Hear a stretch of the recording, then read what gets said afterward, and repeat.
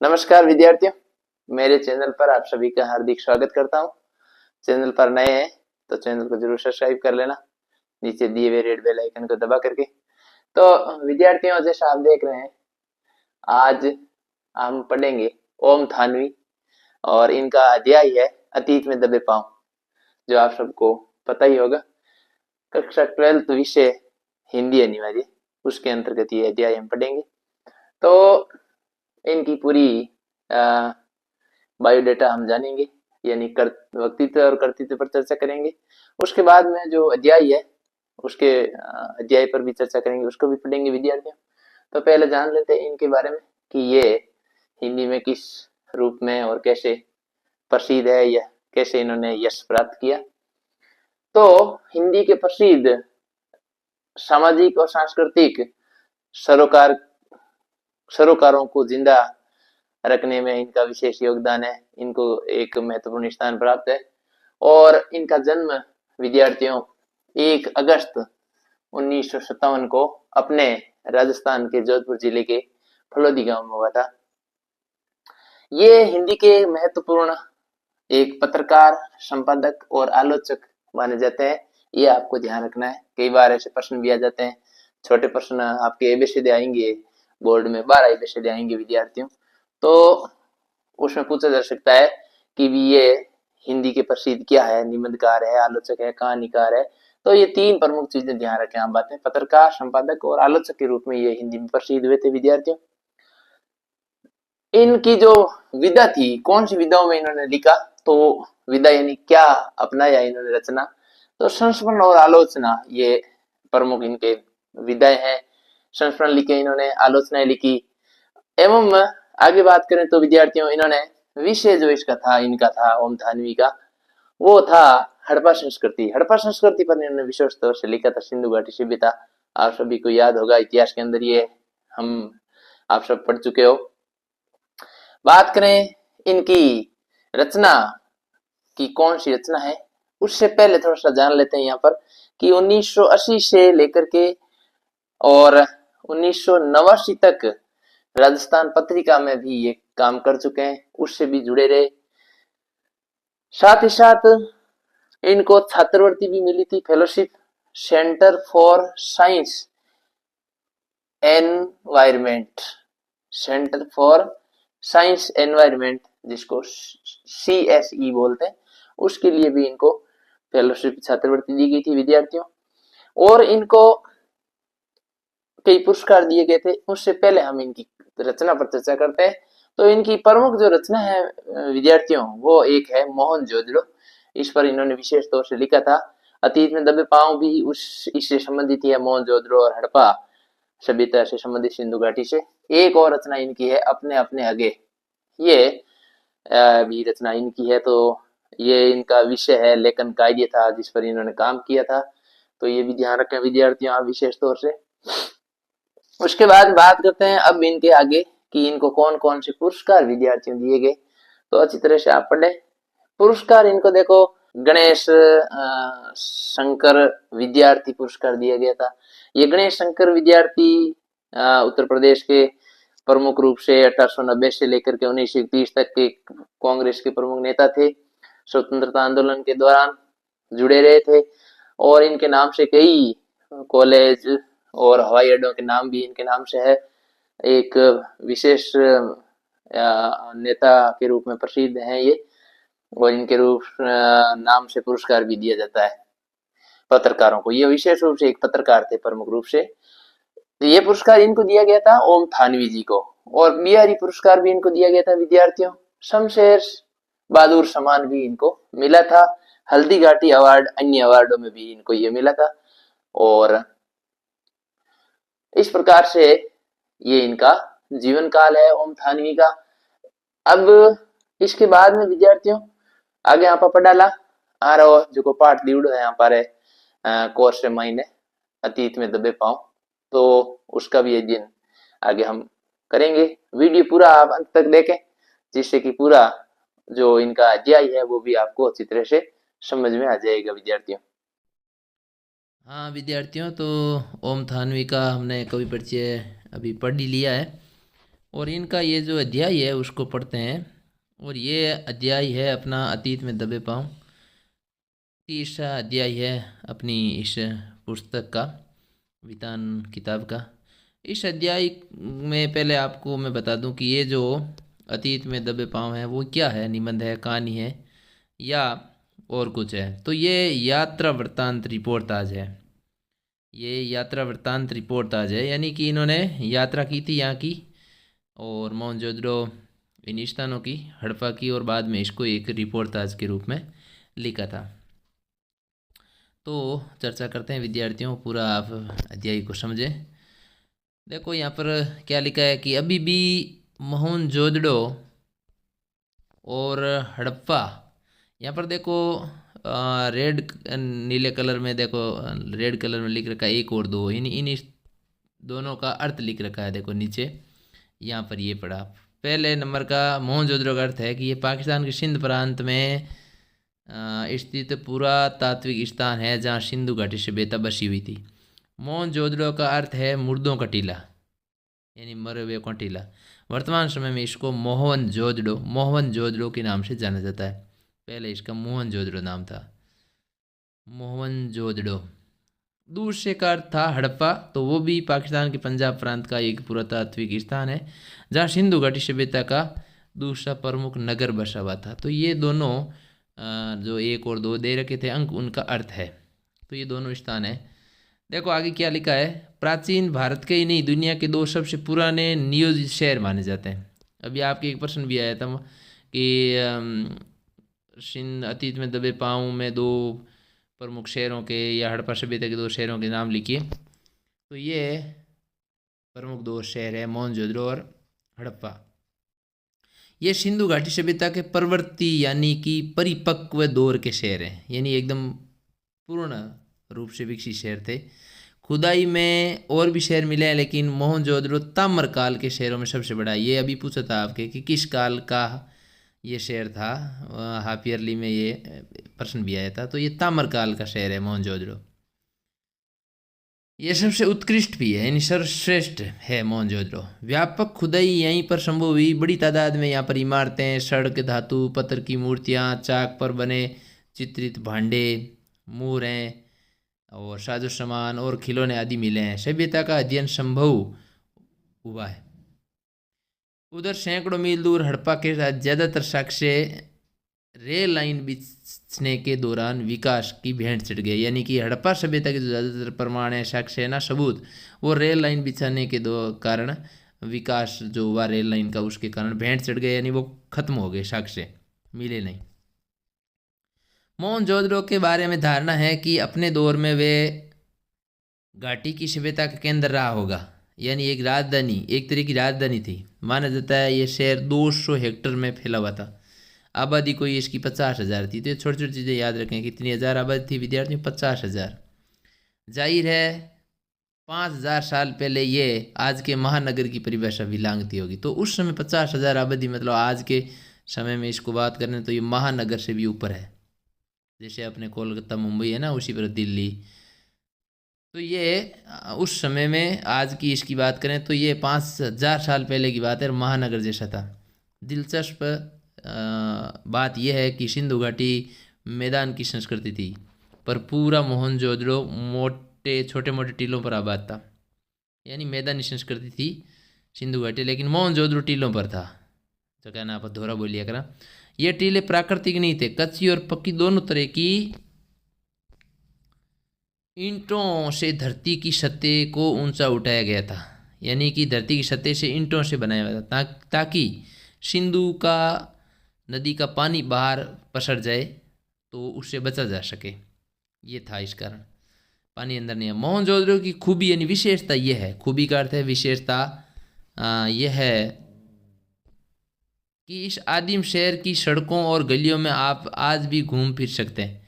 यहाँ की सभ्यता और संस्कृति का सामान भले अजाइब घरों, जहाँ पर अजाइब घरों में बहुत अधिक सामान रखा जाता है, अजाइब घरों की शोभा बढ़ा रहा हो, शहर जहाँ था अब भी वहीं है। आप इसकी किसी भी दीवार पर पीठ टिका कर सुस्ता सकते हैं, यानी खड़े हो सकते हैं। वे खंडर क्यों न हो, किसी खंडर मतलब टूटा फूटा है, आज वहाँ पर अब कुछ नहीं है। पहले बहुत विकसित था, जिस समय ये थे इनका अस्तित्व था, अब वो खंडर के रूप में है। किसी घर की देहरी पर पाँव रखकर, दरवाजे पर पाँव रखकर, देहरी अंदर पाँव रखकर आप सहसा सहम सकते हैं। रसोई की खिड़की पर खड़े होकर उसकी गंध महसूस कर सकते हैं।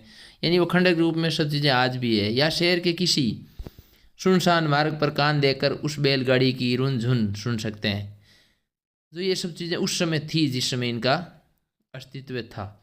जिसने आपने पुरातत्व की तस्वीरों में मिट्टी के रंग में देखा है, तो यहाँ पर देखो ये तस्वीरें भी है, यहाँ पर ये देखो सभी है। यहाँ पर मोहनजोदड़ो की, ये देखो ऊपर आप मोहनजोदड़ो की एक गली है, तो ये देखो गली किस तरीके से पक्की ईंटों से बनी हुई है। पूरा दृश्य हम यहाँ पर देख सकते हैं विद्यार्थियों, ये पक्की ईंटों से देखो गली बनाई हुई है। तो बहुत ही विकसित शहर थे ये।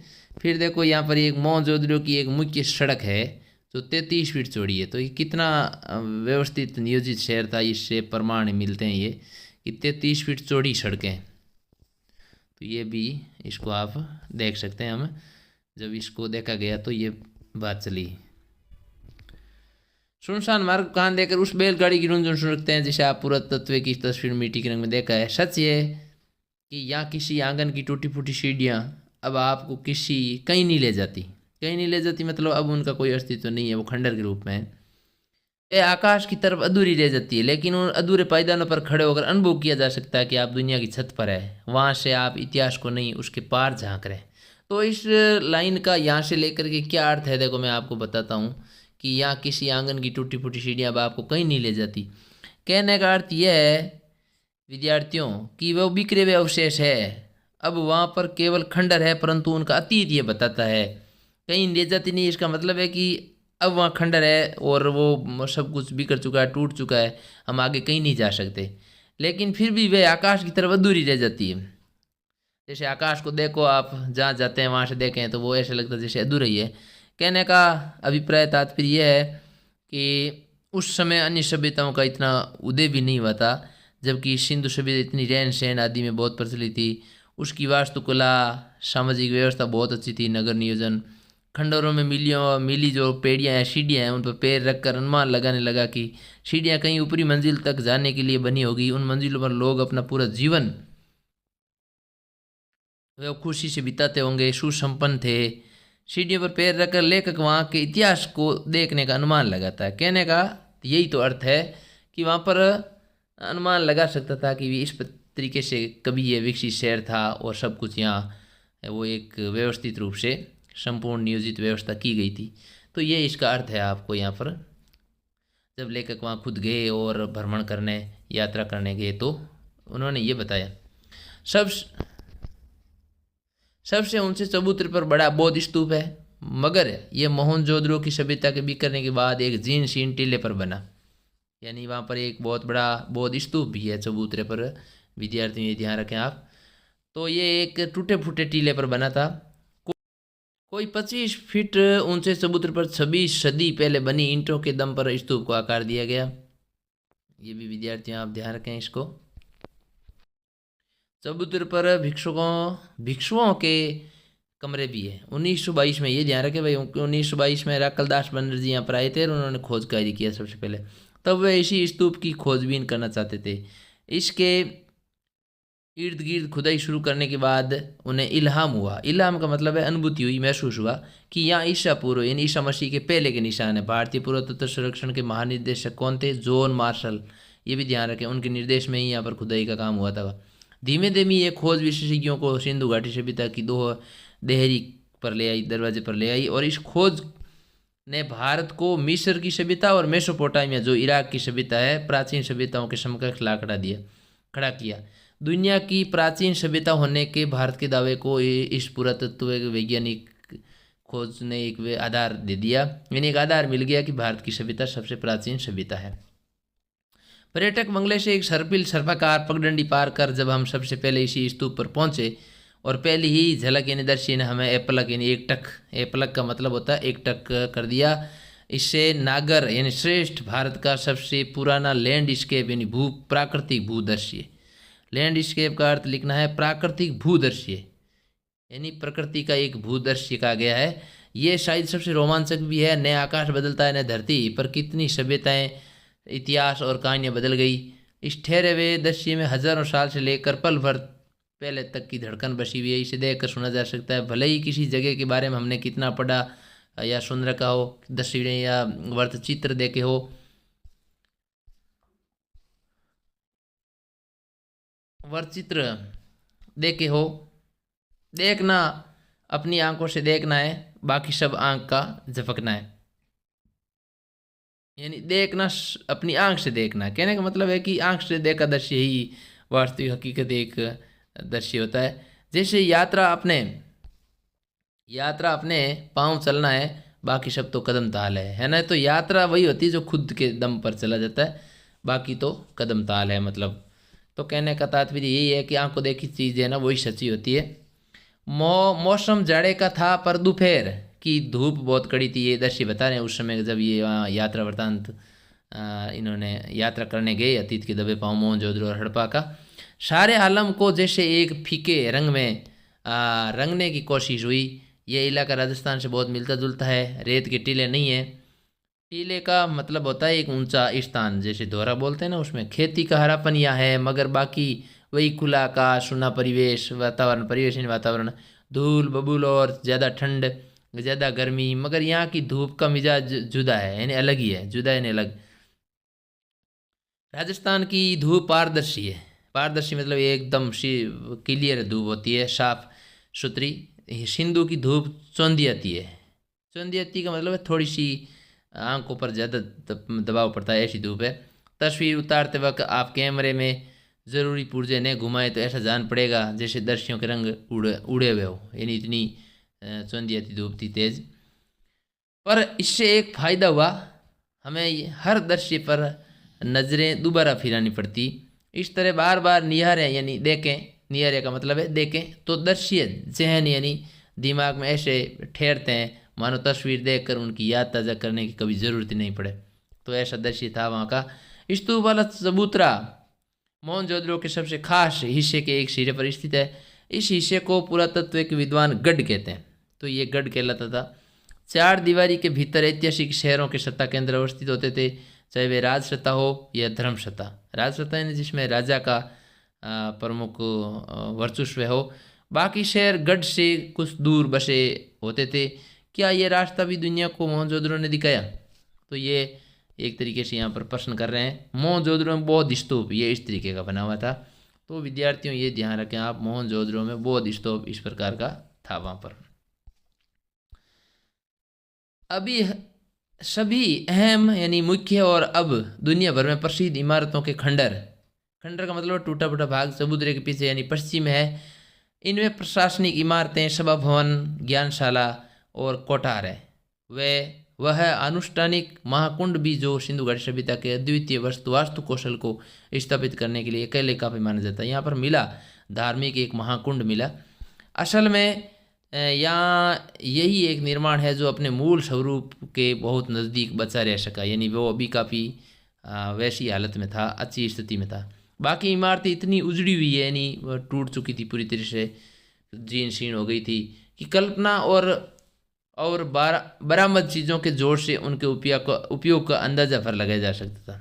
इतना वो चीज़ें थी इस प्रकार से टूटी फूटी। लेकिन ये जो अनुष्ठान महायज्ञ अनुष्ठान था, महाकुंड, वो काफ़ी अच्छा था। नगर नियोजन की मोहनजोदड़ो अनूठी मिसाल है। अनूठी यानी एक अद्वितीय मिसाल, उदाहरण है। नगर नियोजन बहुत ज़बरदस्त शानदार था।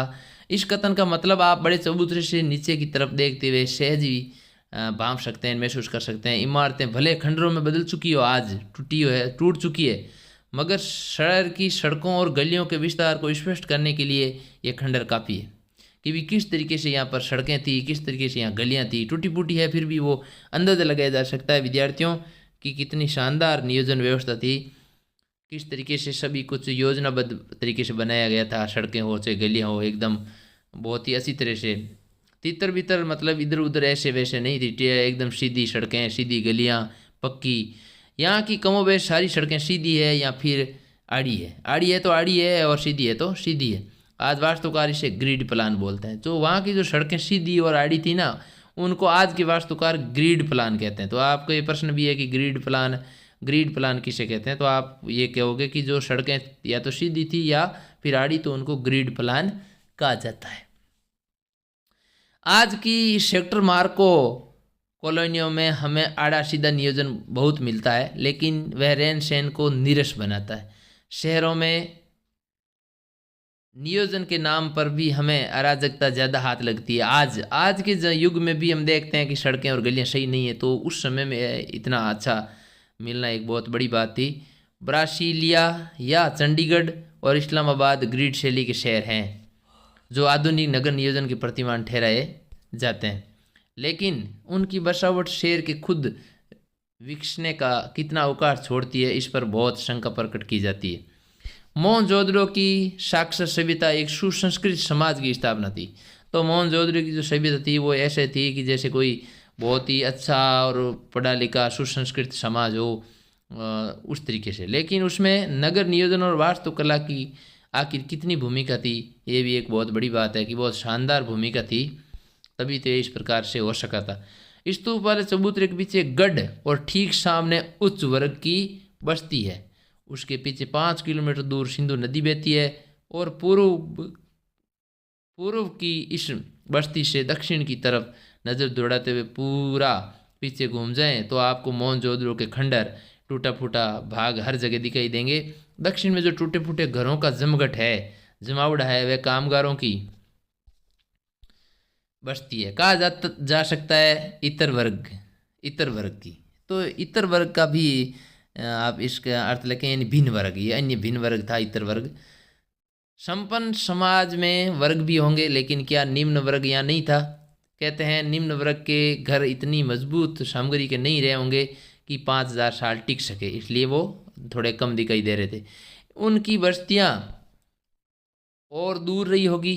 ये भी है कि 100 साल में अब तक इस इलाके के 1/3 हिस्से की खुदाई ही हो पाई है, तो इसलिए वो निम्न वर्ग के घर अभी तक शायद खुदाई की नहीं होने की वजह से वंचित है। अब वे भी बंद हो चुकी है, तो खुदाई अब बंद कर दी गई थी। हम पहले स्तूप के टीले से महाकुंड के विहार की दिशा में उतरे। दाईं तरफ एक लंबी गली दिखती है, लेकर कह रहे हैं आगे एक महाकुंड है, पता नहीं सायास है या सयोंग। की धरोहर के प्रबंधकों ने उस गली का नाम देव मार्ग यानी डिविनिटी स्ट्रीट रखा। माना जाता है कि उस सभ्यता में सामूहिक स्नान और किसी अनुष्ठान का अंग होता था, यानी सामूहिक स्नान जब होता था ना, तो मतलब कोई अनुष्ठान, धार्मिक कार्य। कुंड करीब 40 फुट लंबा और 25 फुट चौड़ा है। गहराई 7 फुट। कुंड की ये ध्यान रखें, 40 फुट और 25 फुट चौड़ा, 40 फुट लंबा और 25 फुट चौड़ा। गहराई 7 फुट थी कुंड में, यानी ऊंडो 7 फुट। कुंड में उत्तर और दक्षिण से सीढ़ियाँ उतरती है। इसके 3 तरफ साधुओं के कक्ष बने हुए। उत्तर में 2 प्रांत में 8 स्नान घर है। ये भी ध्यान रखें, 8 स्नान घर। तो ये स्नान घर भी एक विशेष बहुत बड़े स्नानागर थे। इनमें किसी का द्वार दूर से के सामने नहीं खुलता था, ये एक बड़ी विशेषता। सिद्ध वास्तुकला का ये भी एक बड़ा नमूना था कि स्नान घर किसी घर के एक दूसरे के सामने मतलब स्नान घर एक दूसरे के सामने नहीं खुलते थे। तो ये एक इस तरीके से हमने देखा कि स्नान घर किस तरीके से बड़े बने हुए थे। सिद्ध वास्तुकला के एक अच्छा ये देखो, यहाँ पर जल कुंड थे इस तरीके से। मोहनजोदड़ो प्रसिद्ध जल कुंड जो यहाँ देखो ये बनाए हुए हैं सभी अलग अलग। तो ये आप समझ सकते हैं कि कितना अच्छी तरीके से इस कुंड में खास बात पक्की ईंटों का जमाव है। तो यहाँ देखो ये ईंटें दिखाई दे रही है हमें कि सभी जगह यहाँ पर देखो, यहाँ ये सब जगह पक्की ईंटें काम में ली गई है, जो नगर नियोजन की अच्छी विशेषता खासियत को इंगित करती है। कुंड का पानी रिस न सके और बाहर का अशुद्ध पानी कुंड में नहीं आ सके, इसके लिए कुंड के तल में और दीवारों पर ईंटों के बीज, चूने और चिरोड़ी के गारे का इस्तेमाल होता था, है ना। ये इतना था। पार्श्व यानी पास की दीवारों के साथ दूर सी दीवार खड़ी की गई है जिसमें सफ़ेद डामर का प्रयोग है। कुंड के पानी के बंदोबस्त के लिए एक तरफ कुआं है, 2 घेरे वाला एक अकेला कुआं है। इससे भी कुंड के पवित्र और या अनुष्ठानिक मतलब है धार्मिक होने का प्रमाण माना गया। कुंड से पानी को बाहर बहाने के लिए नालियाँ बनाई हुई है और इनकी खासियत यानी विशेषता यह है, खासियत का मतलब होता है विशेषता यह है कि ये पक्की ईंटों से बनी है और ईंटों से ढकी भी है। तो मोहनजोदड़ो हड़प्पा सभ्यता, मोहनजोदड़ो की जो नगर नियोजन सभ्यता थी ये दोनों, मतलब बहुत ही अच्छी तरीके से व्यवस्थित थी, बनाई हुई थी। मैनेजमेंट बहुत ज़बरदस्त था। जल निकासी का उन्नत प्रबंध यानी उन्नत का मतलब ज़बरदस्त शानदार प्रबंध, पानी निकालने का, अशुद्ध पानी बाहर निकालने के लिए। देखो आप किस तरीके से यहाँ ये बनाया हुआ है, पक्की ईंटें बनाई, पक्की ईंटों से ये नालियाँ बनाई हुई है, जो सिंधु घाटी की एक अद्वितीय विशेषता है पानी निकासी के लिए, अशुद्ध पानी के लिए। पक्की और आकार में समरूप धूसर ईंटें, मिट्टी की ईंटें जो सिंधु घाटी सभ्यता की विशिष्ट पहचान मानी गई है विद्यार्थियों, ये भी आप देखें, धूल के रंग की ईंटें थी, वह धूसर का मतलब होता है। ढकी हुई नालियों का उल्लेख भी पुरातात्विक विद्वान और इतिहासकार जोर देकर करते हैं। पानी निकालने या निकासी का मतलब निकालने का ऐसा सुव्यवस्थित बंदोबस्त यानी व्यवस्था इससे पहले के इतिहास में कहीं नहीं मिलता। तो इतना शानदार भाई व्यवस्था थी, ज़बरदस्त मोहनजोदड़ो और हड़प्पा सभ्यता की। महाकुंड यानी बहुत बड़े कुंड के बाद हमने गढ़ की परिक्रमा की, फिर आगे बढ़ गए लेखक ओम थानवी यहाँ पर यात्रा वृत्तांत के तौर पर। कुंड के दूसरी तरफ विशाल कोठार बने हुए थे, तो यहाँ बड़े बड़े जो है वो कोठार है। कोठार का तात्पर्य होता है भंडार गृह, जहाँ पर चीज़ों को संग्रह हो किया जाए, वो कोठार कहलाते। कर के रूप में हासिल अनाज शायद यहाँ पर जमा किया जाता था, कोठारों में भंडार गृह थे ना।